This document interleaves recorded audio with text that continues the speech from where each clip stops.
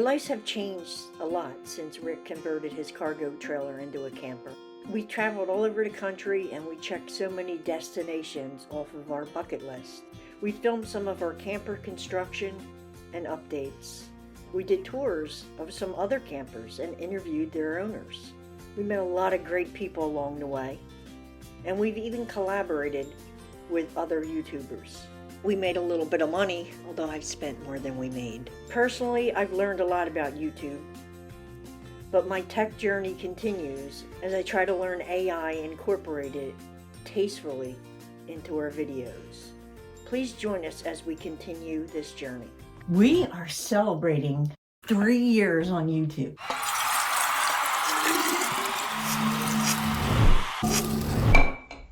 Last week's video, you interviewed me about the construction of the cargo camper and the process.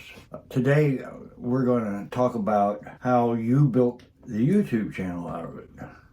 Okay. The way I remember it, we built the trailer and then you got the idea to just do one video.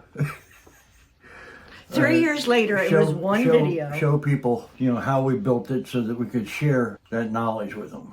And then we went to Florida, Right. the Everglades and the Keys, and ran into, I don't know, like 5 people with cargo campers. Well, we ran into one first in the Everglades, and then you wanted to do a tour of it. Mm-hmm. And I don't know whether by that point you intended to post that tour on the YouTube, but I don't know that we still decided to make a channel and continue it until we got down in the Keys, and then there was a flurry.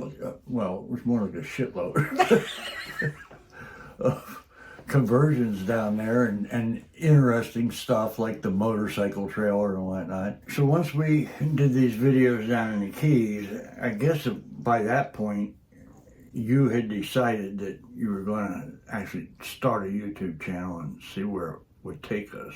No, I did not plan on starting a YouTube channel at that point. Just dove into the whole project. Cut!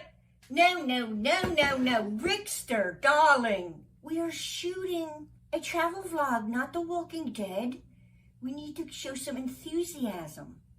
So let's do it again. Show a little bit more enthusiasm. That's right. What I've learned from this process, I love creating YouTube videos. I remember something back in 1998, no, it must have been 97. My father was sick and I wasn't sure how long he would be around, and I wanted to take his old photos growing up and everything and put them into like a video montage with music.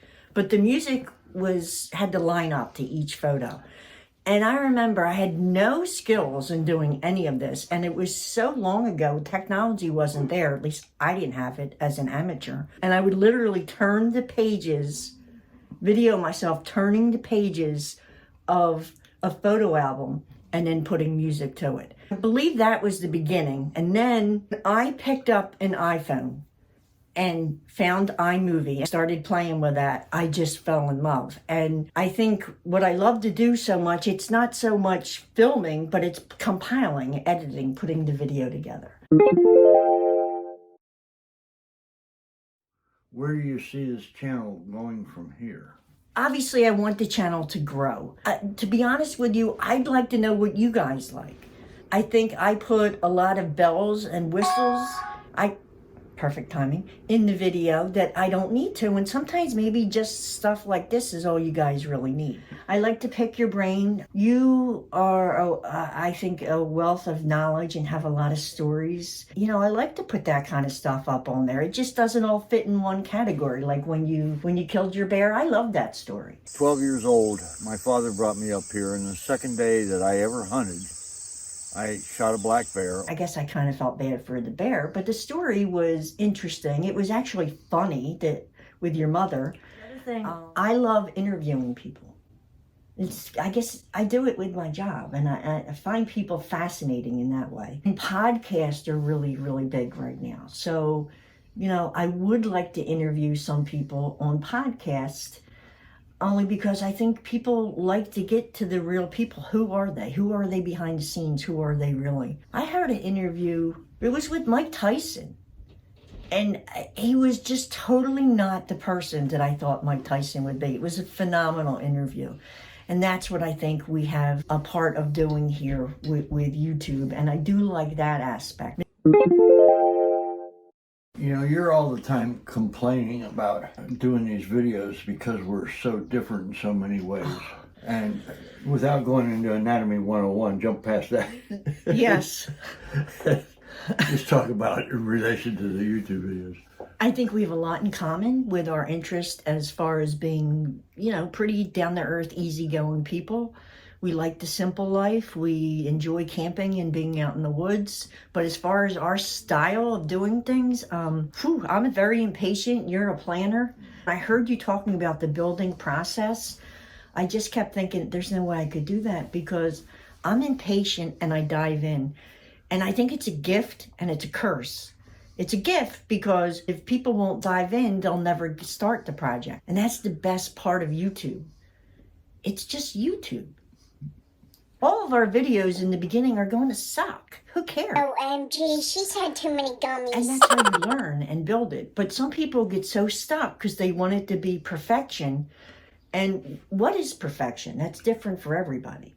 Right. But so we're very different in that way. I mean, going live, you hate going live because you just hate shooting off the cuff. I'm more comfortable shooting off the cuff than scripting. Well, even when we're actually out camping and not necessarily shooting videos, we still have different priorities. I mean, when I'm in a strange place like the desert in Arizona, you're like oohing and awing about the sunset, and I'm looking to see if there's any tarantulas or scorpions crawling up your pant leg.